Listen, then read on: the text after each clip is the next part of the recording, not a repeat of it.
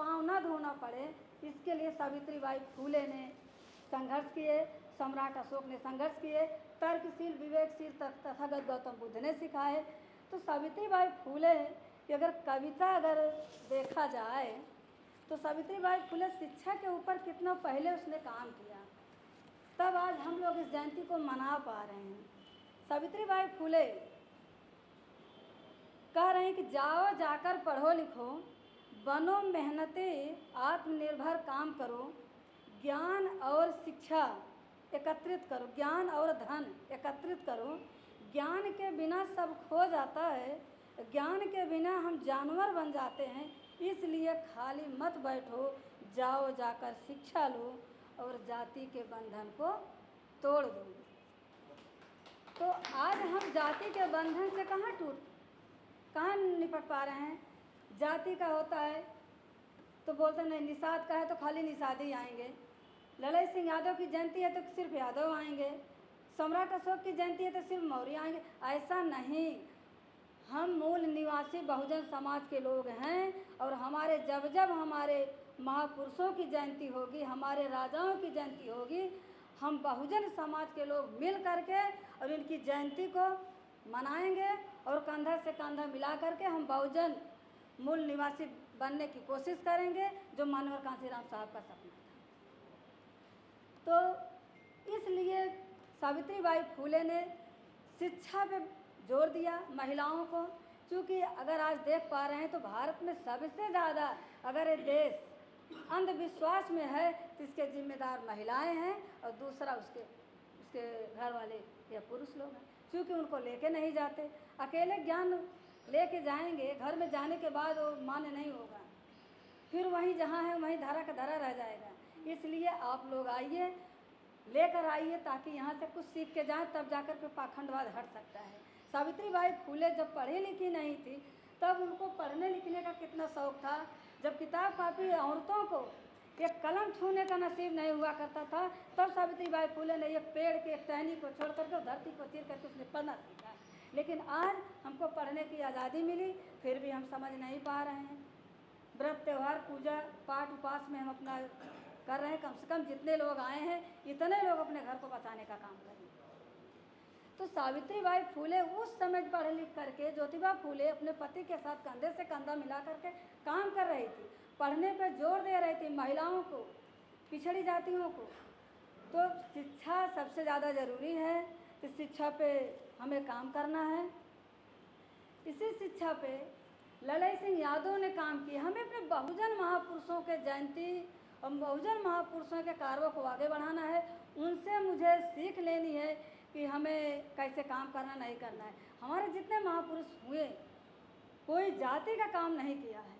लड़ई सिंह यादव कोई जाति का काम नहीं किए, महात्मा फूले कोई जाति का काम नहीं किए, सावित्रीबाई फूले कोई जाति का काम नहीं किए, फातिमा शेख कोई जाति का काम नहीं किए, रामस्वरूप वर्मा कोई जाति का काम। अगर हर जाति के लोग, कैलेंडर है मेरे पास, हर जाति के लोग जाति देखकर नहीं काम किए, बहुजन समाज के ऊपर बीती हुई इस प्रकार की प्रताड़ना को देखते हुए वो संघर्ष किए और अपने लोगों को आगे बढ़ाने के लिए प्रेरित किए कि आगे बढ़ो, तब जा कर के आप लोग सुकून से रह सकते हो, नहीं तो नहीं रह सकते हो।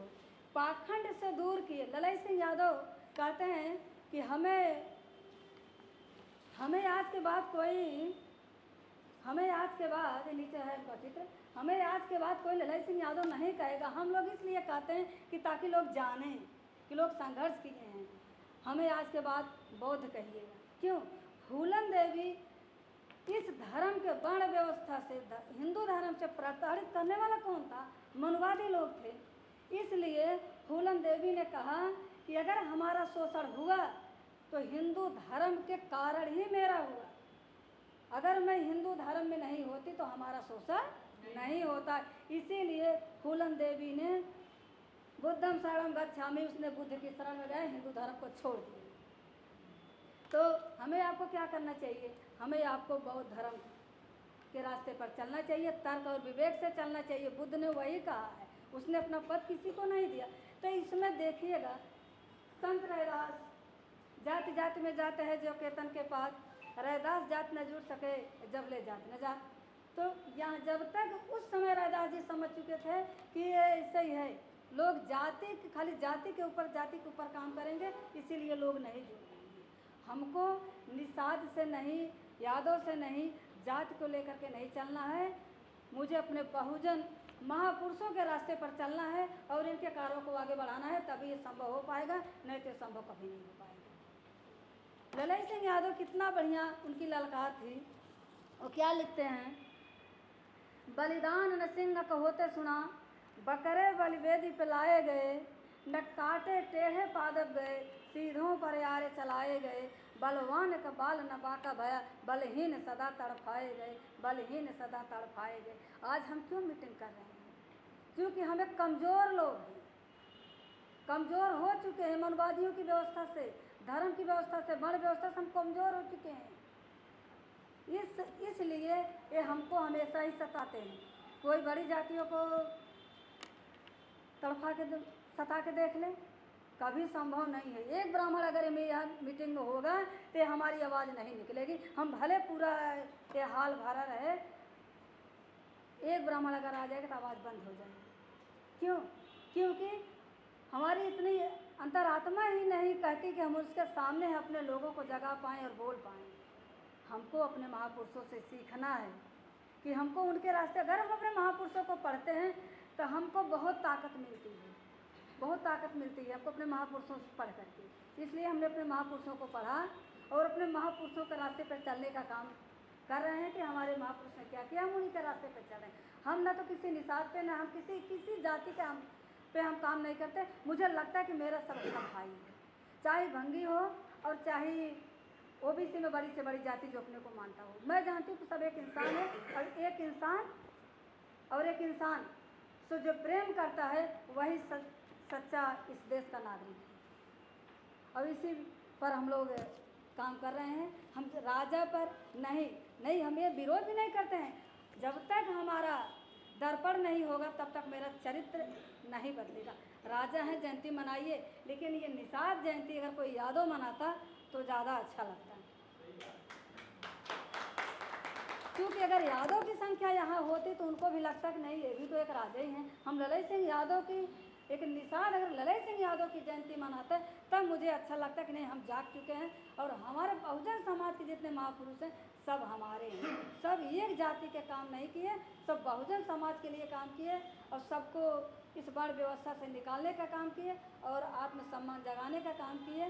तो इसी कड़ी में सब हमारे पेरियार साहब सच्ची रामायण जो तमिल भाषा में लिखे, फिर उसको इंग्लिश में हुआ, ललई सिंह यादव उसको हिंदी में कन्वर्ट किए। और इस रामायण के चलते, जिसको रामायण में निषाद राज को उनको सखा मानते हैं, हम ये कहते हैं कि रामायण झूठा है। सच्ची रामायण, इसको ललई सिंह यादव लड़ाई लड़े, हाई कोर्ट से जीते भी, उनको मुआवजा भी दिया गया और इसको काल्पनिक बताया गया। लेकिन फिर भी हमारे यहाँ शादी ब्याह होता है, बारात आती है तो शुरू हो जाता है रामायण। अब क्या बोलते हैं अब गांव में, ये तो मेरे दादाजी ने मन्नत मान लिया था। सबके घर पे मैं गई, जहाँ जहाँ गई, अरे क्या भाई रात कपार पिटवा रहे? नहीं, ये दादाजी मान लिए थे, मेरे पिताजी मान गए थे, इसके लिए कर रहा हूँ। बिल्कुल नहीं। जब रामायण जज के अनुसार, कोर्ट के अनुसार जब एक काल्पनिक है तो मेरा भी निवेदन है कि जितने लोग सुन रहे हैं, रामायण का विरोध कीजिए। रामायण काल्पनिक है, जब रामायण सत्य नहीं है तो उसको मनाने की कोई ज़रूरत नहीं है। हमको इस समय सिर्फ अपने बहुजन महापुरुषों के रास्ते से अगर हम उनको पढ़ेंगे तो उनसे मुझे ताकत मिलेगी, मुझे बल मिलेगा और हम उनके रास्ते पर चलेंगे अपने महापुरुषों के, और इस देश के संविधान को बचाने का काम करेंगे ताकि हमारा देश संविधान से चले और मनुवादियों से नहीं। हमारा देश संविधान से चलना चाहिए। इसी के साथ मैं अपनी बात को विराम देती हूँ। जय संविधान।